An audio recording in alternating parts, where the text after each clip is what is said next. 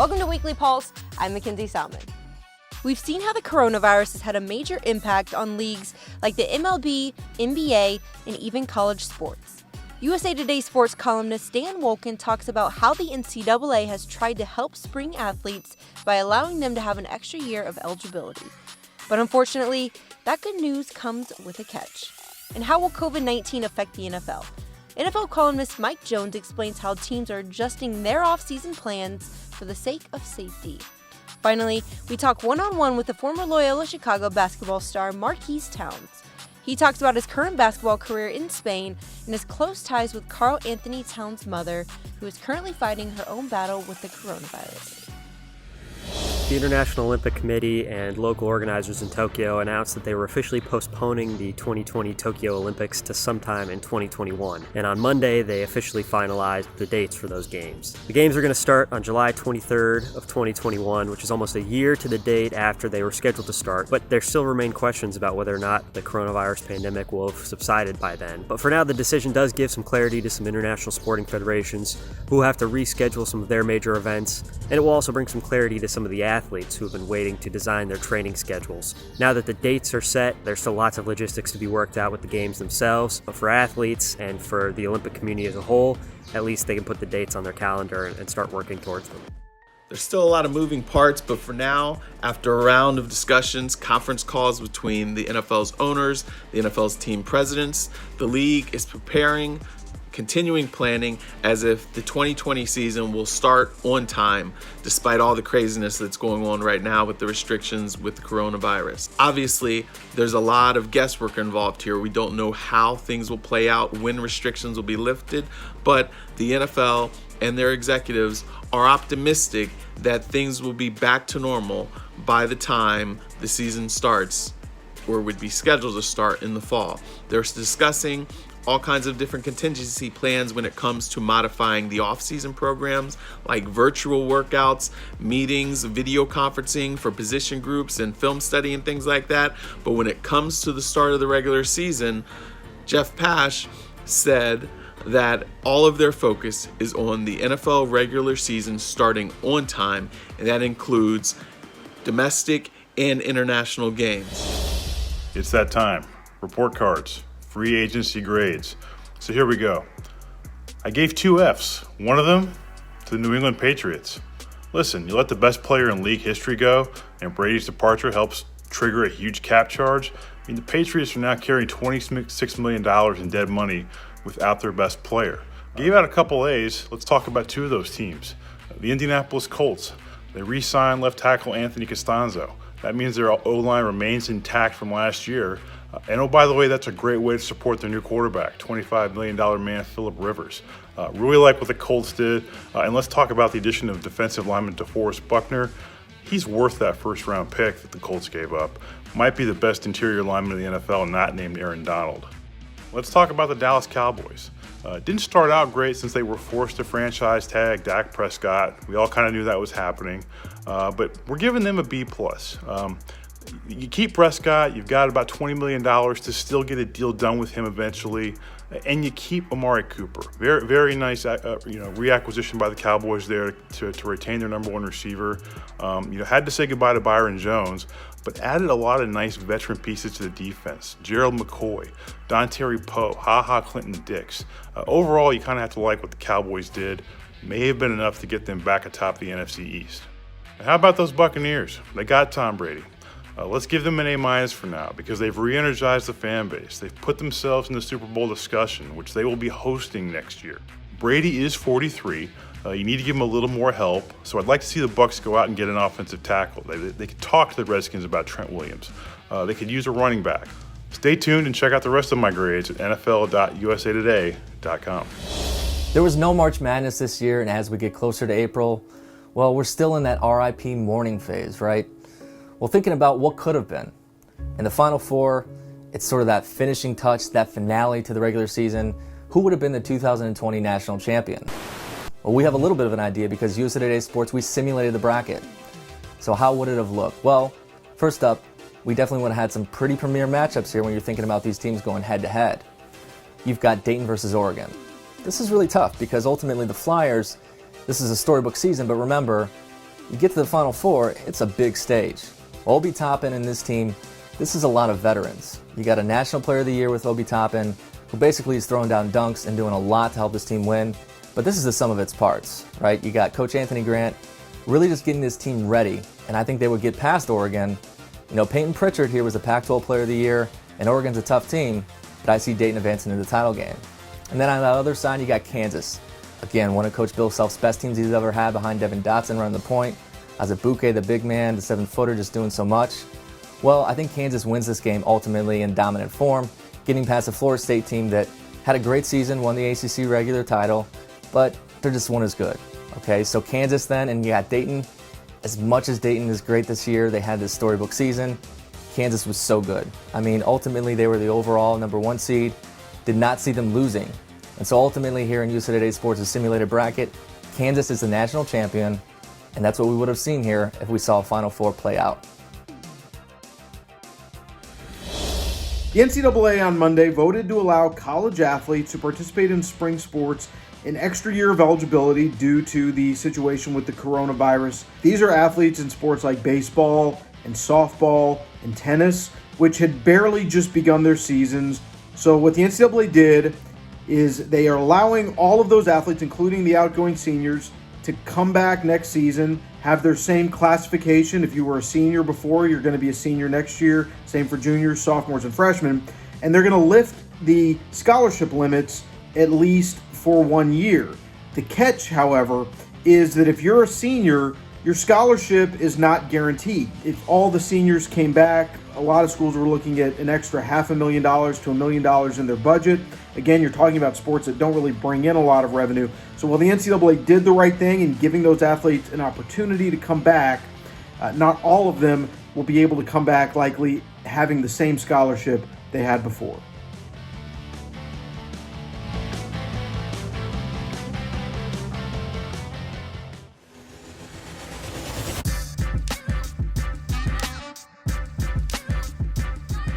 For those looking for escapism, here are the storylines we wish could have played out on the court.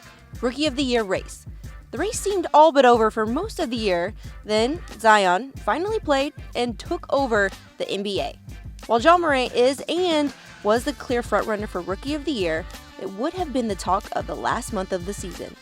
Could Zion and the Pelicans have caught up with the Grizzlies and Morant for that final playoff spot? Either way, it would have set up a classic first-round matchup with LeBron James. MVP race. Like Rookie of the Year race, this felt one-sided with Giannis being the presumptive frontrunner, but a late string of stellar plays by LeBron threw his name into the debate. The All-Star captains, the best players on the best teams, going head-to-head in the final month for the MVP trophy. And there would have been a chance they'd play each other for an even bigger trophy, Houston Liftoff. Everyone balked when the Rockets decided big men were irrelevant, but what they were really doing was just going all in on modern NBA. Nothing in the past has worked to get Harden his ring, so why not try something new?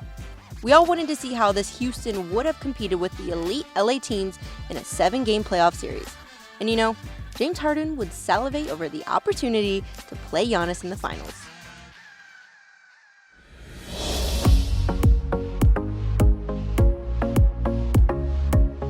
We've moved quickly, given the challenging and unique times, to create this interactive series of basketball skills and drills and fitness activities, really to help all the young people who are stuck inside and give them an opportunity to be active, to continue to work on their games, and also importantly to stay connected to the NBA and to their favorite players and teams. Hey guys, I'm Ncaa Cybo. Devontae Graham from the Charlotte Hornets. This is Larry Nance Jr. of the Cleveland Cavaliers. I'm here to show you guys one of my favorite exercises to do at home to stay in shape and make sure I keep moving. The forward lunge, walking lunge, you can do it either way, but it works on it's balance. You know, basketball's you use a lot of balance in basketball. It's quad strength, hamstring strength, glutes. It works on a whole lot. Core strength, so it's a really good one in its entirety for your body. So what you're gonna wanna do is, you start however you wanna start, with an athletic base, and you take a step forward, but be careful not to make sure your knee doesn't go over your toes. You don't wanna put that excess stress on your knees. That's not good. And then from there, it's just a squat. It's just a single leg squat. So you just drop down and you do as many. For me, I'll do 10, 15 in a set. You do 2-3 sets, and it's a really good way to, like I said, work on balance, that one leg out in front. Quad strength, hamstring strength, it's a really good one. Today I'm going to be demonstrating a warm-up and an injury prevention drill to get your blood flowing. I actually got this from Tony Parker.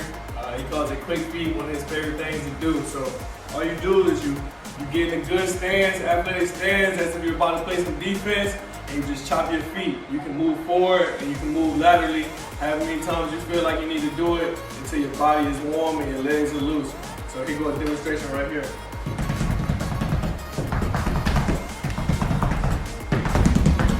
I'm going to show you a ball handling drill you can do to work on your game while you're at home. Starts off with 2 side-to-side dribbles and in between the legs. It looks something like this.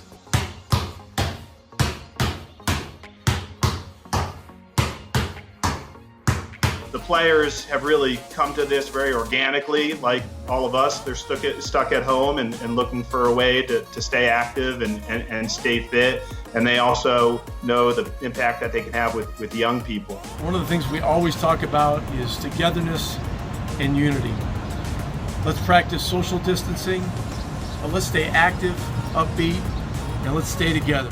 We can give young people something to look forward to when they see a new piece of content with an NBA player or WNBA player. And so we've deliberately tried to make this content a little bit lighter and certainly engaging, interactive, and fun.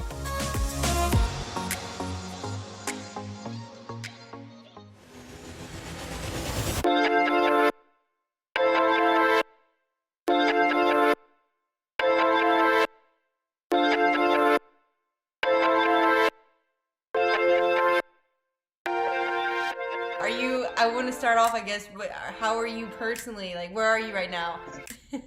I'm in Spain, in Murcia. You're still in Spain? Yeah, I'm still in Spain. So do you know when you're going to possibly be coming back? That is still up in the air. I do not know. You don't know? Not as of now, no. As of now, I don't know.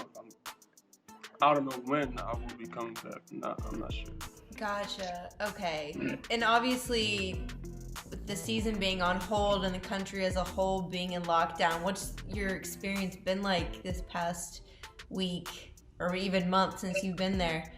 Yeah, it's been, I think, 2 weeks already since we've been in isolation. So, quarantine. So, just trying to stay inside and stay out of where you could probably catch anything. But usually, yeah, like over here, it's crazy. It's just like they're saying that you can't even go out if you're not going to the supermarket, the pharmacy, or the bank. Like those are the only places that you could really go out to get stuff from. And yeah, it's been rough, but I'm just trying to take it day by day.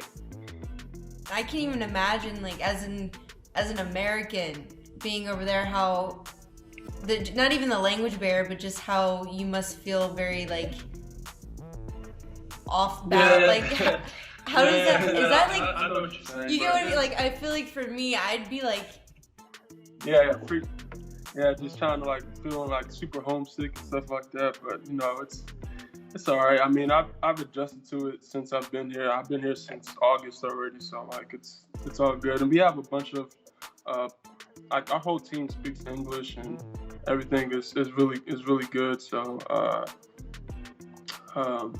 yeah, it's not too bad. And we usually have like since we can't do any workouts, we have morning like video conference call workouts.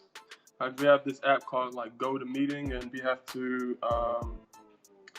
like do an in-house exercise with our strength coach. He like puts us through a whole workout and stuff, so we get to see each other's faces and talk. And because supposedly they want us to continue the season still, so that's why they're making us do the workouts and stuff. So that's the reason why I don't know if I'm coming back yet or not. how's your communication been with your family and friends while being over there still? Yeah, I try to I'm a gamer, so I play. I play. I play with my friends online like almost every day, just so I can hear some familiar voices and just laugh a little bit, feel like I'm at home. But and with my family, they try to talk to me every day. I'm trying to make sure that that they're safe and they're taking every precaution to stay safe and not they're able to work from home, so that's good. And just they're checking up on me, I'm checking up on them, just making sure that everybody's safe. I feel you. Yeah, especially since the news of Carl's mom. We're super sad about that. Yeah, I was gonna say, I know you're really close with the Townes family. Have you been keeping in touch with them a lot? Yeah, I sent Carl a text the other day, and I sent his father a text too, just telling them that I'm super sorry for the news, and I know that she'll pull through. She's a really, really strong woman. If you know her, she's like super strong. She's always happy, and she's just an amazing person. I call her she's like my second mom. When she sees this, she's like, "Oh, my other son, like I miss you." So like, I know she'll be okay. I pray to God willing, that she'll pull through. Yeah. And I feel like it's a very big thing that Carl did, because obviously he didn't have to do that, and him being able to put a face to the actual problem itself. I mean, how proud of you, I know you mentioned it a little bit, but how proud are you of him? I feel like a lot of basketball, the community is just, coming together. Yeah, that's gotta be you gotta be strong to really put out something like that. He's really close to his family and his mom for sure, ever since I knew him. So that's gotta be like super, super strong for him to do and to put out for the world to see. But I feel like he did it because the world feels like people aren't taking it serious as serious. You see people, everybody at the beach during the time where there's a state of emergency. So I guess it's just that to show everybody, like, everybody should stay at home. Everybody should take precaution, because we want to stop the spreading. If we don't stop the spreading and everybody doesn't stay inside, it's going to keep spreading.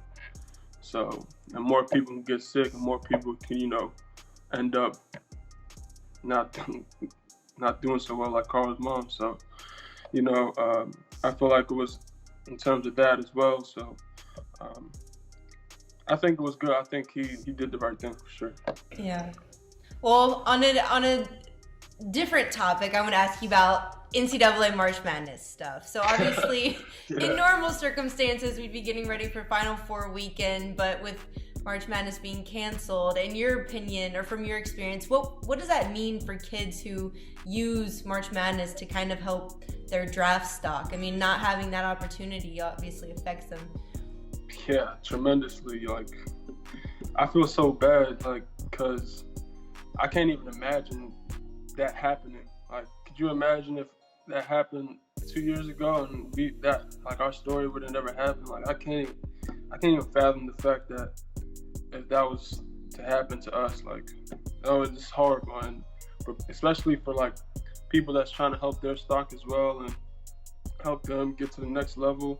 Like, even like seniors that I know that still play over there in college, they're like, man, like, it's tough because there's no workouts, there's no Portsmouth, there's no combine, no nothing. So it's just that's super tough, like super tough on somebody's mental. So like it's rough. I don't know, man. I even texted something. I was like, man, like, if there's anything I could do, like, just let me know, because it's horrible. Yeah, and I know the NCAA. Oh, sorry. Yeah. Go ahead.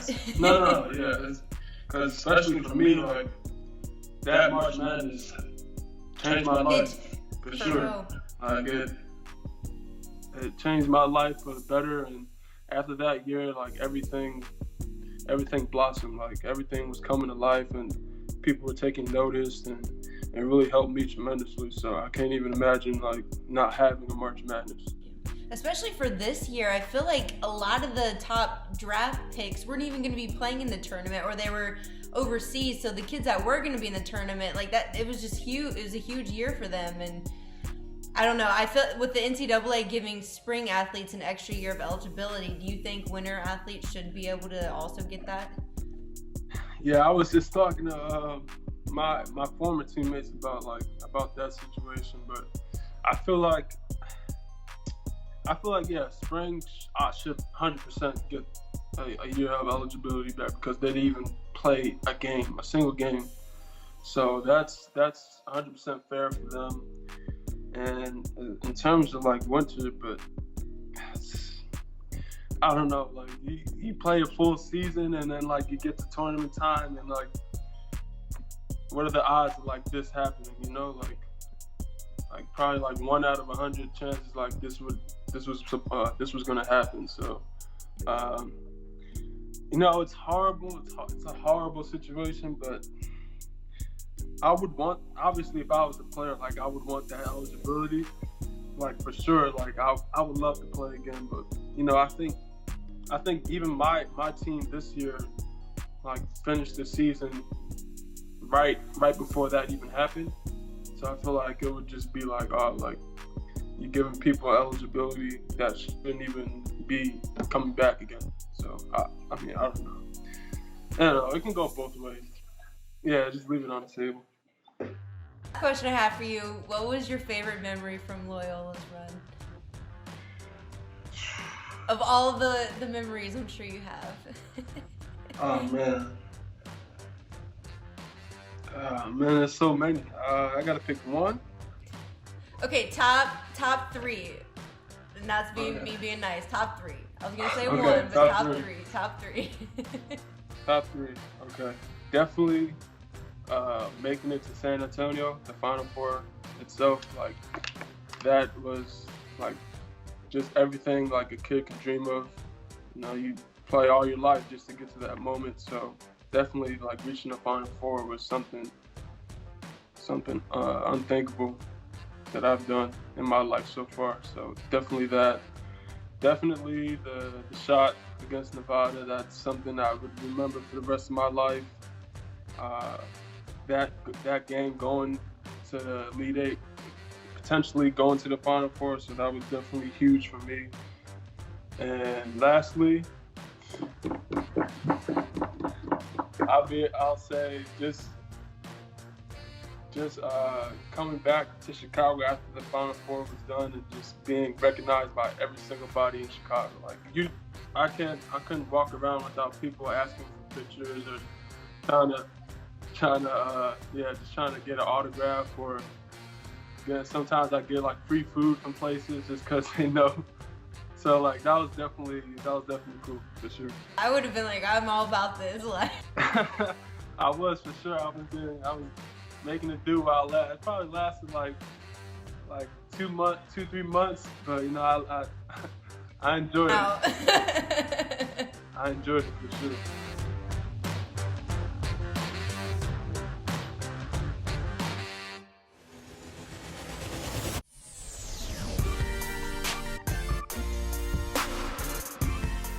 That's it from us at Weekly Pulse, your heartbeat to what's trending in sports.